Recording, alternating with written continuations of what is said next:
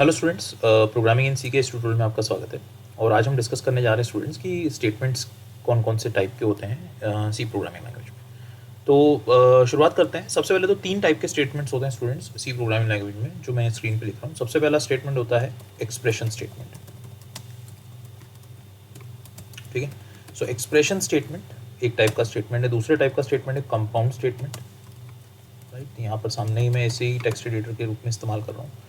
सो पहला is expression statement, दूसरा is compound statement. Sorry, मैंने यहाँ पर स्पेलिंग थोड़ी सी गलत हो गई।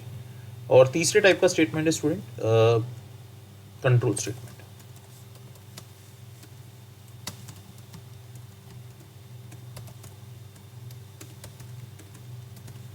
राइट, तो 3 टाइप के स्टेटमेंट्स है स्टूडेंट, एक्सप्रेशन, कंपाउंड और कंट्रोल। राइट, तो अगर एक्सप्रेशन स्टेटमेंट की मैं बात करूँ तो सिंपल स्टेटमेंट जिसके आगे सेमीकोलन लगा है।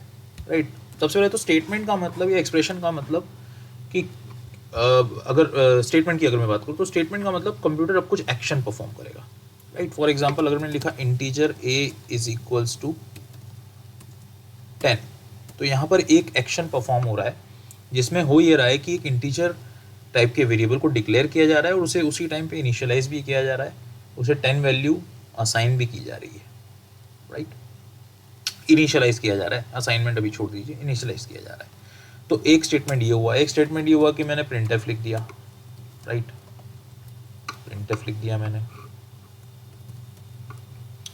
तो ये हो गया आपका एक स्टेटमेंट। यहाँ पर मैं थोड़ी देर के लिए अभी मैं इसको हटा देता हूँ, मेन को हटा देता हूँ, क्योंकि मैं यहाँ पे अभी स्टेटमेंट एक्सप्रेशन स्टेटमेंट समझा रहा हूँ। तो ये एक पहले टाइप का स्टेटमेंट, ये पहला स्टेटमेंट हुआ, ये दूसरा स्टेटमेंट हुआ। ये दोनों इंडिपेंडेंट है, दोनों का एक दूसरे से कोई लेना देना ज़्यादा अभी है नहीं। सपोज यहाँ पे मैंने एक ही जगह सी कर दिया तो अब कोई लेना देना नहीं है। राइट, ऐसे ही तीसरा स्टेटमेंट अगर मान लो मैंने लिख दिया यहाँ पर इंक्रीमेंट डिक्रीमेंट ऑपरेटर्स शायद हमने पढ़ा हुआ है, तो मैंने लिख दिया प्लस प्लस आई। राइट, ये तीसरा स्टेटमेंट हो गया। चौथा स्टेटमेंट मैंने लिख दिया एफ इज इक्वल्स टू या F is equals to F plus 8। Right, तो इस तरीके से बहुत सारे कोई भी स्टेटमेंट, मतलब ये एक सिंगल है एक्सप्रेशन स्टेटमेंट। ये एक एक्सप्रेशन है जिसमें कुछ ना कुछ एक्शन होगा, कोई ना कोई काम होगा। राइट, तो एक्सप्रेशन स्टेटमेंट का मतलब single statement followed by a semicolon. इसके बाद आपने सेमीकोलन लगा दिया, खत्म, ये स्टेटमेंट खत्म, ये एक स्टेटमेंट है, खत्म, ये एक स्टेटमेंट खत्म, इंडिपेंडेंट स्टेटमेंट खत्म। राइट, नेक्स्ट चलते हैं कंपाउंड स्टेटमेंट में। तो अगेन कंपाउंड स्टेटमेंट का मतलब कि अब आप जो स्टेटमेंट लिख रहे हो वो ब्लॉक के अंदर आ जाएगा। तो अगर मैंने लिखा integer a is equals to 9, print F percentile d a। Right, तो ये आपका एक कंपाउंड। तो यहाँ पर ज़रूरी नहीं है स्टूडेंट कि मैंने यहाँ a लिखा है तो इंटर रिलेटेड है। मैं अगर यहाँ c लिख दूँ, d लिख दूँ, f लिख दूँ, कुछ भी लिख दूँ, लेकिन जो कि ये दोनों स्टेटमेंट, ये दोनों के दोनों जो एक्सप्रेशन स्टेटमेंट है वो आपके करली ब्रैकेट्स के बीच में है, इसीलिए इन दोनों को कहा जाएगा कंपाउंड स्टेटमेंट। ये कंपाउंड स्टेटमेंट हो गए। तो यानी कि इनका जो स्कोप है वो ये ब्लॉक के अंदर है। राइट, मैंने लिख दिया प्लस प्लस एल, है ना। तो क्योंकि ये ब्लॉक के अंदर है, करली ब्रैकेट्स के बीच में, इसलिए ये तीनों क्या कहलाएंगे, कंपाउंड स्टेटमेंट। और ऐसे ही आप अनगिनत स्टेटमेंट, कितने भी स्टेटमेंट लिख सकते हो एक दो ब्लॉक्स के बीच में। तो अगर आप करली ब्रैकेट में लिख रहे हो, यानी कि ब्लॉक के अंदर स्टेटमेंट लिख रहे हो, तो कंपाउंड स्टेटमेंट है। अगेन कंपाउंड स्टेटमेंट है इंडिविजुअली एक्सप्रेशन स्टेटमेंट ही। तो कंपाउंड स्टेटमेंट को आप इस तरीके से बोल सकते हो कि combination of different expression statement. Right, लेकिन कंपाउंड स्टेटमेंट अगर आपसे ये पूछा जाता है कि कैसे एंड होते हैं, तो आप ये बोलेंगे कि राइट करली ब्रैकेट से कंपाउंड स्टेटमेंट एंड होगा। कंपाउंड स्टेटमेंट सेमीकोलन से एंड नहीं हो रहा है, सेमीकोलन से एक एक्सप्रेशन स्टेटमेंट एंड हो रहा है।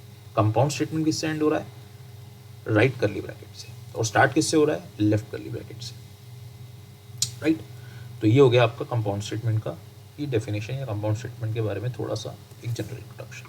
कंट्रोल स्टेटमेंट की बात करें तो ये भी एक स्पेशल स्टेटमेंट होते हैं, लेकिन लॉजिकल टेस्ट परफॉर्म करना है, अगर आपको एक कंडीशन को बार बार चलाना है, राइट, तो वहाँ पर आपको या रिपीटेशन का यूज़ करना है, तो वहाँ पर आपको कंट्रोल स्टेटमेंट का यूज़ करना होता है। तो कंट्रोल स्टेटमेंट में जनरली इफ़ आता है, इफ़ का यूज़ करते हैं आप, इफ़ कंस्ट्रक्ट का यूज़ करते हैं, वाइल कंस्ट्रक्ट का यूज़ करते हैं, फॉर कंस्ट्रक्ट का यूज़ करते हैं, डू वाइल कंस्ट्रक्ट का यूज़ करते हैं। राइट, तो ये सारे कंस्ट्रक्ट्स का आप यूज़ करते हैं एक कंट्रोल स्टेटमेंट लिखने के लिए, कंट्रोल स्टेटमेंट्स लिखने के लिए। तो कंट्रोल स्टेटमेंट को जब आप लिख रहे हैं तो उसके अंदर एक्सप्रेशन स्टेटमेंट भी आ सकता है, कंपाउंड स्टेटमेंट भी आ सकता है, कुछ भी आ सकता है, राइट।